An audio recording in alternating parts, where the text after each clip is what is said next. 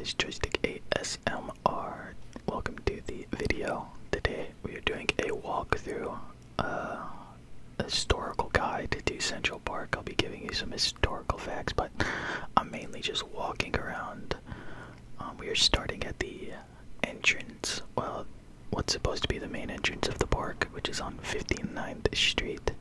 You're currently looking at the Maine Monument there, which is a monument to honor the lives of the American soldiers who died in 1898 on the explosion of the USS Maine.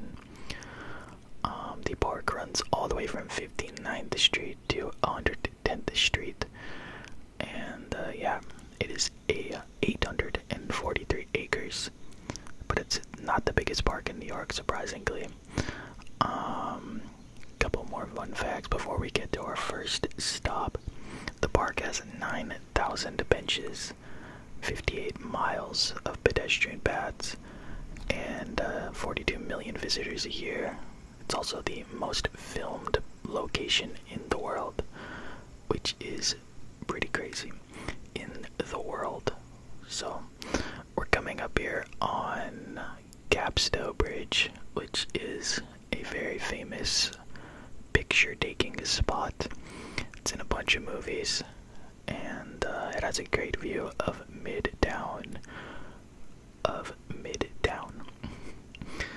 So,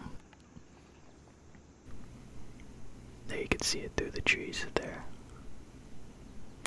The park was meant to be built around existing contours of the land, and which is what we are standing on right now. This is called the Manhattan Schist, which is what all of the skyscrapers are built on in New York. So without this Manhattan Schist, the bedrock of New York City, the city of New York would not exist. We're coming up on a body of water here, which is just called the Pond. Central Park has 7 bodies of water, and they are all completely man-made. And there's Gapstow Bridge, but we're gonna swing over to the right here and look out at the pond. It is extremely beautiful here. It's crazy that this is in the middle of such a hectic city.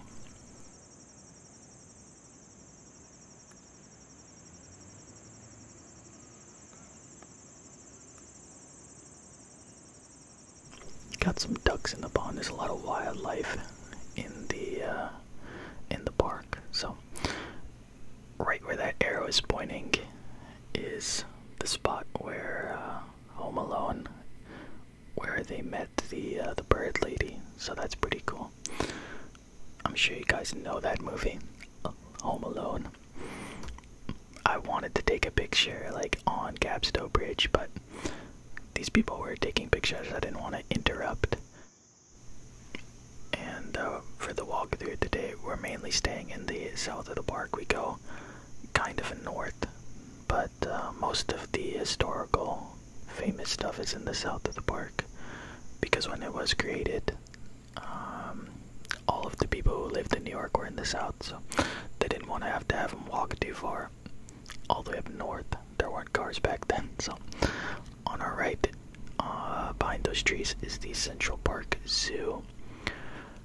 The original creators of the park never wanted there to be a zoo. They didn't like the idea of animals being kept in cages.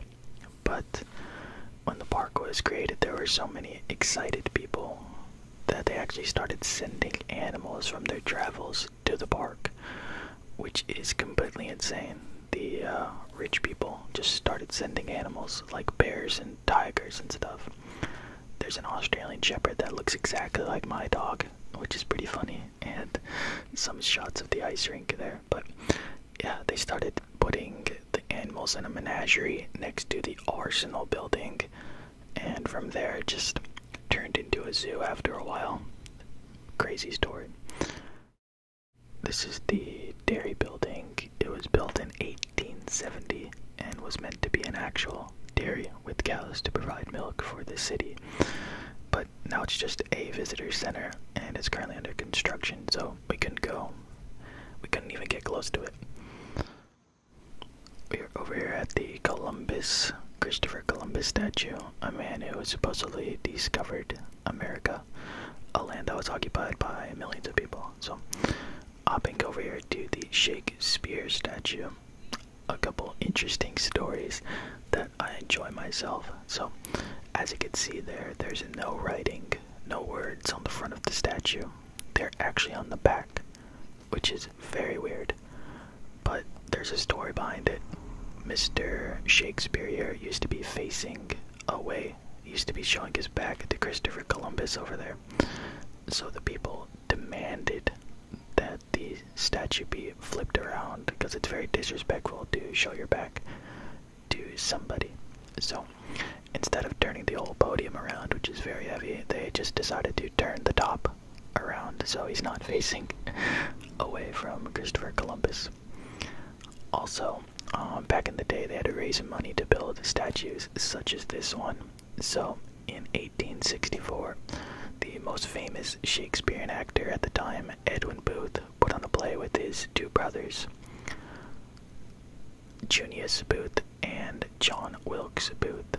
Yes, the John Wilkes Booth who went on to assassinate Abraham Lincoln a year later in 1865.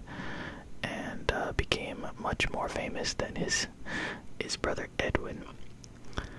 Also, back in the day, they used to believe in something called phrenology, or the study of the skull. So they believed that the larger your forehead, the smarter you are.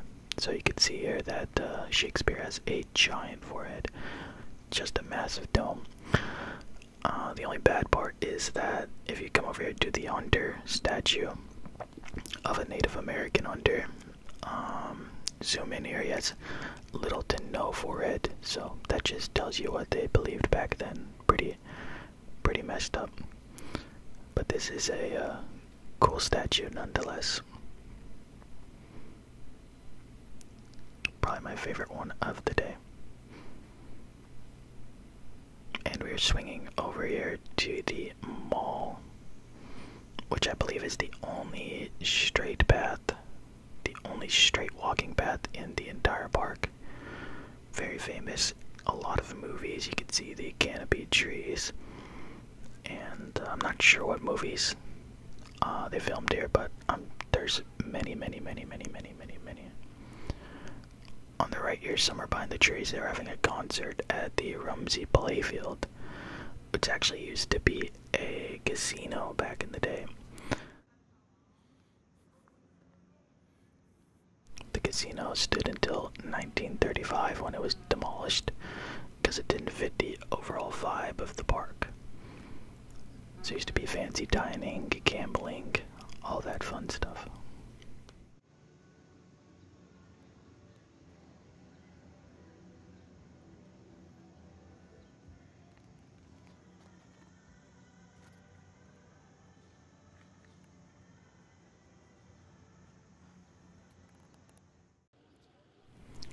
Now we are over at Bethesda Terrace. This is where they filmed a scene from The Avengers. Right there, not sure which Avengers movie, but I'm sure you guys will let me know. This part of the park is extremely beautiful, just like all of the rest. And we are currently walking over to the edge here to get a good shot of one of the most famous fountains in the world, which is the Angel of the Waters statue. It is actually the only sculpture to have been commissioned as part of the Central Park's original design. This is to commemorate the 1842 opening of the Croton Aqueduct, which supplied New York City with fresh water. And there's a little black Bethesda Terrace landscape. In the back there you could see a body of water, which I believe is called the lake. And also behind that is the Ramble, which we will go to. But directly behind us here is the Bethesda Arcade. So there's 15,000 colorful patterned tiles from England's most famous Minton Tile Company. And this is actually the only place in the world where these tiles are used for the ceiling. I never knew this place existed, and extremely beautiful, as I've been saying.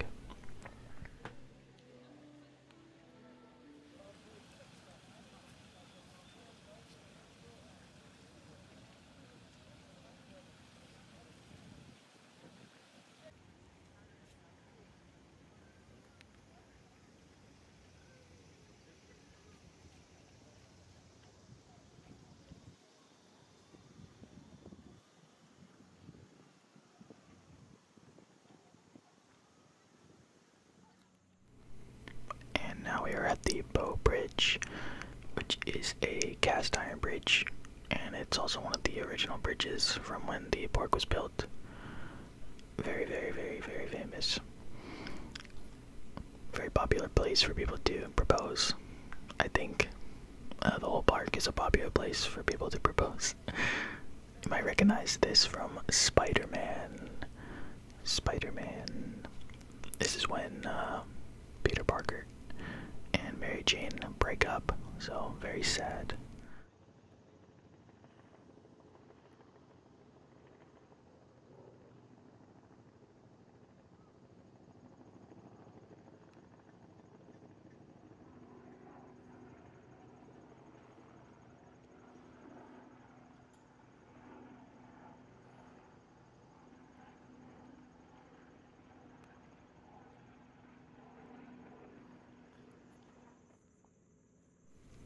I found this little path here as we were walking to our next location. Kinda sketchy. It led me to 2 Heineken bottles there, so. But we stuck around. We got a beautiful view here. In the back there you can see the Beresford building, which I think Jerry Seinfeld lives in. I'm pretty sure that has extremely expensive apartments. But this area is very beautiful. You could hear me in the background deciding if I want to continue down this extremely sketchy path. I would not want to be here at night. I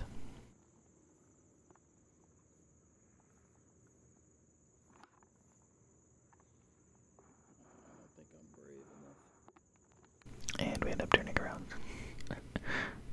So this is Cherry Hill. That fountain there is one of the inspirations for the Friends TV show. And immediately to our right is a little secluded place called Wagner Cove. One of the more lesser known spots in Central Park. Very peaceful. You can only get to it from 2 spots, which is the path we're going down here, and the one that we backed out of earlier. That dirt path there, that follows the lake. So there you go. Popular for weddings. Here's a statue. I believe it's called the Falconeer, and apparently there's falcons in Central Park. So I didn't see any, unfortunately, but pretty cool. And now we're heading over to Strawberry Fields, which is dedicated in the memory of John Lennon, made in 1985. John Lennon was murdered 5 years before in 1980. This section, as you can see there, is shaped like a teardrop. Not sure if that is intentional or not, but yeah, John Lennon would frequent this part of the park with his wife Yoko Ono, and I believe by her request it was made into this 5 years after his death.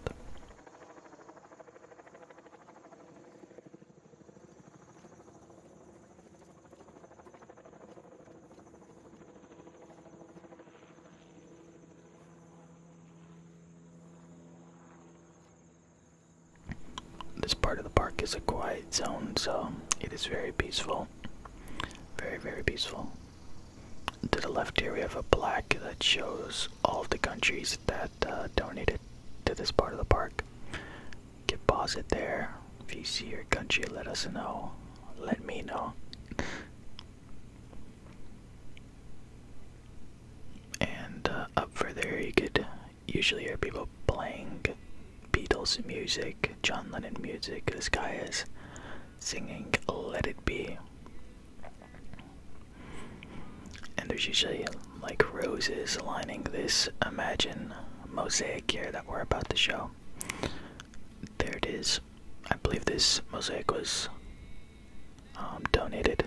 I'm not sure which country. I believe it's Italy or something. Pretty sure it's Italy. And we're coming out here to the street so we could talk about a very famous building. First I had to show you that dog.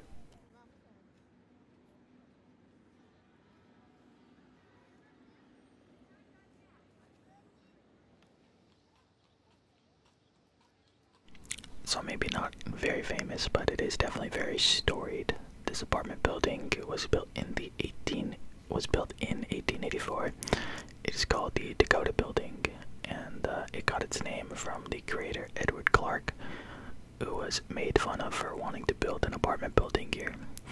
So back then, 1884, there were no buildings around this. There's really nothing in this area, just completely nothing. So they told him that if he builds a building there, he might as well build in the Dakota territory of the United States, which nobody lived in, and not really anybody lives there now. So out of spite, he named it the Dakota Building to just get the last laugh, you know. And that little entryway there is where John Lennon was murdered. So extremely close to strawberry fields. And I believe Yoko Ono still lives here in that top corner apartment building. And the building is still standing till today. So I believe he got the last laugh. We are currently heading over to the Ramble, and we'll talk about that when we get there.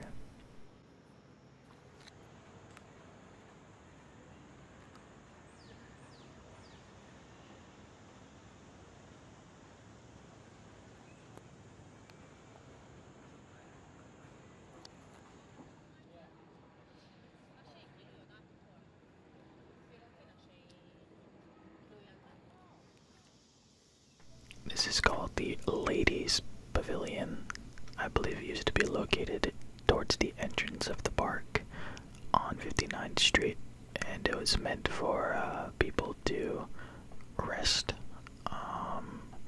after their carriage ride, I think. Don't quote me on that, but I believe I'm correct somewhat. And here's a turtle sunbathing.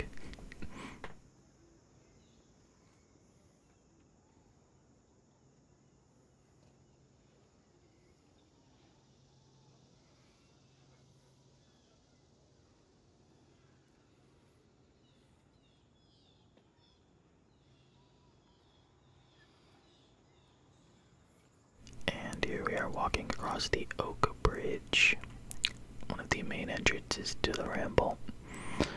One of the most beautiful bridges in my opinion, one of the least appreciated also. It is extremely beautiful. Like, just look at this. If I turned the video on right now and made you guess where we're at, you would not guess New York City. And here we are entering the Ramble. A bunch of zigzag paths, very easy to get lost in here. This area is meant to be a protected area, and as you can tell here, you really can't even see out of it. It is crazy.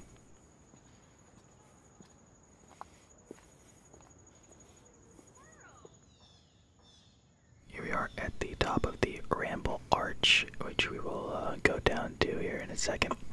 This area is very popular for bird watchers, and I ran into a couple of them while we were here. Some big groups of people taking pictures of the birds up in the trees. I love this archway. This is what I was just talking about. This is the Ramble Arch. Very narrow archway.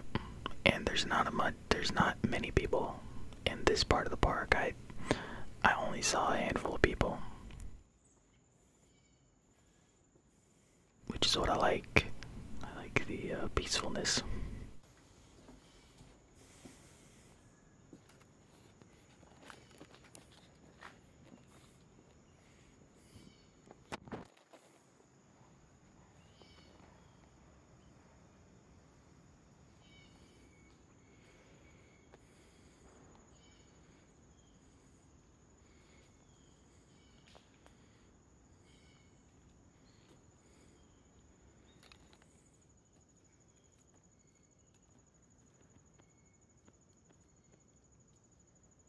I love this shot I got of the guy walking down this path here, which is what most of the paths look like in the Ramble. And and obviously I had to copy him, do my own little twist on it.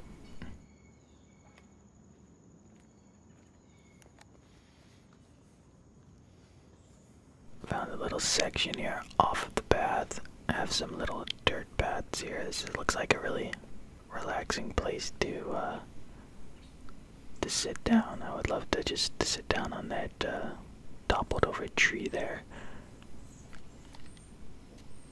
I'm not sure you would get any internet connection here. I didn't try.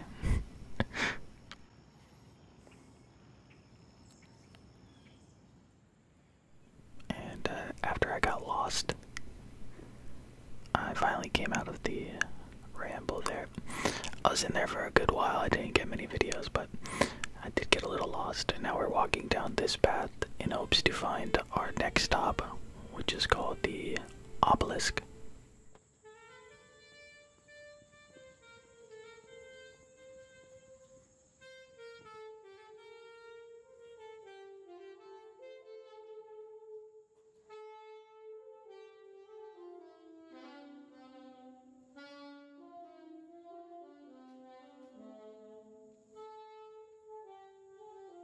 To the left there on the bench, you can see this man sitting down in the orange shirt there. Got a good picture of him. And somehow we stumble upon this massive obelisk, which you cannot see until you are literally right next to it. Pretty crazy. Just lets you realize how massive this park is. So right behind it there, you can see the Metropolitan Museum of Art. This obelisk, also known as Cleopatra's Needle, is the oldest outdoor monument in all of New York City. And it is crazy to be standing next to this. It was made in 1475 BC by the orders of, I believe I'm pronouncing this right, Thutmose III. And yeah, it stood in Egypt until 12 BC, where it was discovered by the Romans. And it's been all over the world. This is just its most recent place of rest. I'm not sure if it's permanent, but I would assume it's going to be here for a while.